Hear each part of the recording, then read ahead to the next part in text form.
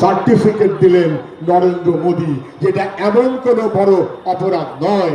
আসলে মোদীকে বাঁচাবে মমতা, মমতাকে বাঁচাবে মোদী, আর দুই একসাথে যদি ঠেকাতে হয় ঠেকাবে মানুষ, সাধারণ মানুষ, ঠেকাবে লাল ঝান্ডা। তৃণমূলকে বিজেপি ঠেকাতে পারেনি, বিজেপিকে তৃণমূল ঠেকাতে পারেনি। মনে আছে চিটফান্ডের সবচেয়ে বড় প্রতারকের নাম কি? চিটফান্ডের সবচাইতে বড় প্রতারকের নাম কি? চিটফান্ডের সবচাইতে বড় প্রতারকের নাম কি? সুদীপ্ত সেন।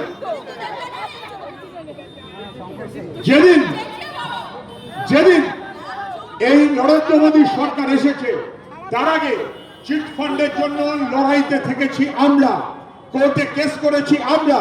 সেই কোর্টের অর্ডারে সিবিআই তদন্ত সুপ্রিম কোর্ট দিয়েছে, ওটা মোদীকে করতে হয়নি।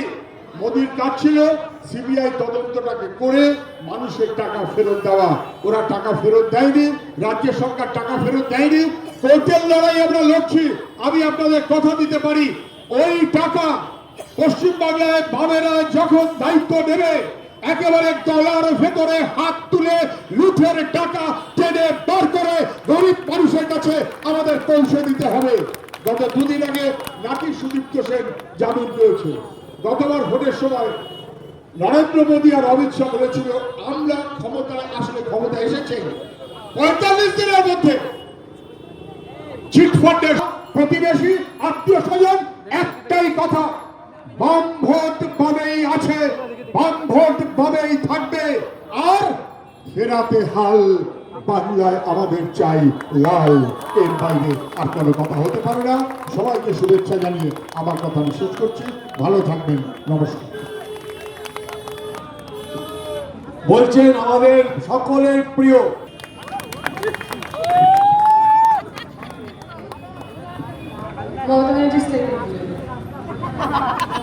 সাথী সভাপতি কমরেড, বিশেষ কিছু ভাষণ দেওয়ার নেই। আমাদের যা ভাষণ দেওয়ার ছিল, রাস্তার ভিড় বলে দিচ্ছে যে ये तो बस ट्रेलर है, पूरा पिक्चर अभी बाकी है। আগামী 4 তারিখ পুরো পিকচার আমরা দেখাবো। কিছুক্ষণ আগে আমরা নিউ ব্যারাকপুরে প্রচার করতে গেছিলাম, শুনলাম সেখানকার যে চেয়ারম্যান তিনি নাকি এখন ধর্নায় বসেছে। ধর্নায় বসে বলছেন যে সিপিএম বামপন্থী লোকেদের তাদের বিরুদ্ধে কেন লড়াই করছে। কেন লড়াই করছে? বিভিন্ন জায়গায় ওরা ফ্ল্যাগ ফেস্টুন টানিয়েছিল ইল্লিগাল, বেআইনি ভাবে। আমি জানি না তারা কোথায় কমপ্লেন করেছেন, ওদের ওই সমস্ত ফ্ল্যাগ ফ্ল্যাগ সব নিয়ে গেছিল ইলেকশন কমিশন।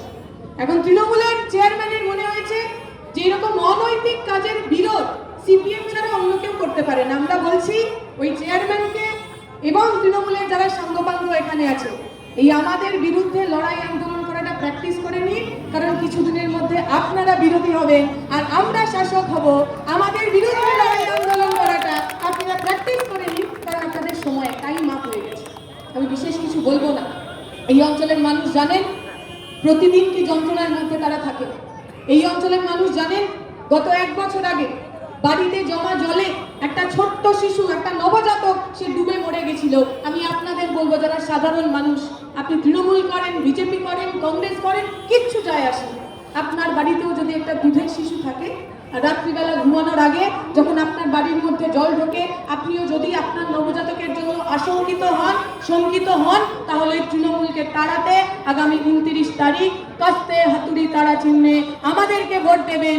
ওই শিশুর হত্যার প্রতিবাদ, ওই শিশুর হত্যার বদলা আপনি ইভিএমে নেবেন। আর যারা যারা মনে করছে তৃণমূলকে টাইট দিতে হবে তাই একটু বিজেপিকে ভোট করব, তাদেরকে মনে করিয়ে দিতে চাই 2014 সাল থেকে বহু মানুষ তৃণমূলকে টাইট করার জন্য বিজেপিকে ভোট দিয়েছেন। যদি তৃণমূল বিজেপিকে টাইট দিতে হতো তাহলে পার্থ চট্টোপাধ্যায় রাস্তায় ঘুরে বেড়াতে হতো। যদি তৃণমূলের বিজেপিকে টাইট দিতে হতো তাহলে শুভেন্দু অধিকারী বিজেপির নেতা হতো না। তৃণমূল বিজেপি কেউ কাউকে টাইট দেবে না।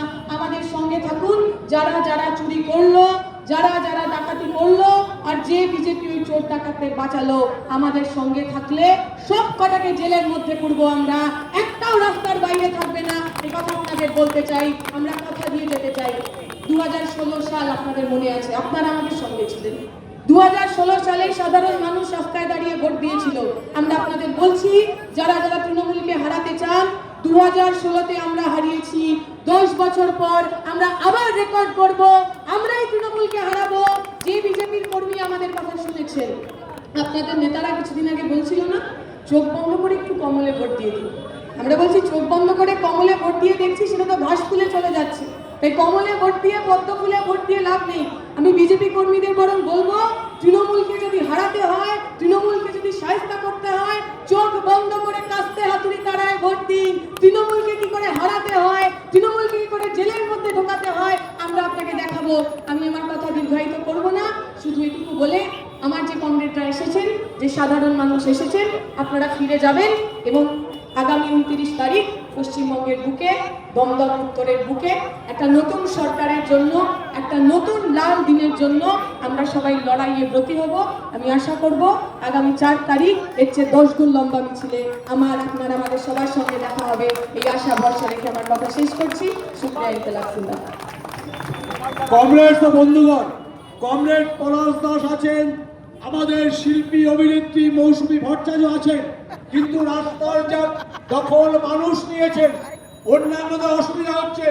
তাই আমরা বলি সভা শেষ করব।